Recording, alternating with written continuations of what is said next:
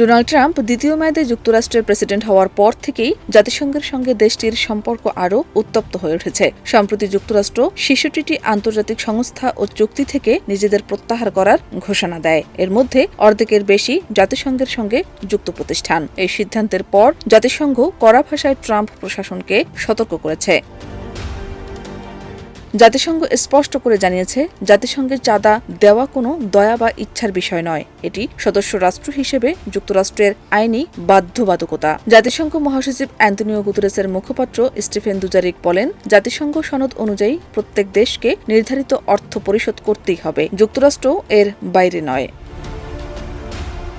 বর্তমানে জাতিসংঘের নিয়মিত বাজেটের সবচেয়ে বড় অংশ প্রায় ২২% দেয় যুক্তরাষ্ট্র। তবে সংস্থাটির কাছে দেশটির বকেয়া পড়ে আছে প্রায় $১৫০ কোটি। জাতিসংঘের নিয়ম অনুযায়ী কোনো দেশ দীর্ঘদিন চাঁদা না দিলে সাধারণ পরিষদে তাদের ভোটাধিকার স্থগিত হতে পারে। ট্রাম্প প্রশাসনের এই অবস্থানের কারণে জাতিসংঘের বিভিন্ন মানবিক ও উন্নয়নমূলক কর্মসূচি সংকটে পড়তে পারে বলে আশঙ্কা করা হচ্ছে। এই পরিস্থিতিতে জাতিসংঘকে আরও কার্যকর ও শক্তিশালী করতে EU80 নামে একটি বিশেষ টাস্কফোর্স গঠন করা হয়েছে। এর লক্ষ্য খরচ কমিয়ে সংস্থার কাজকে আরও গতিশীল করা।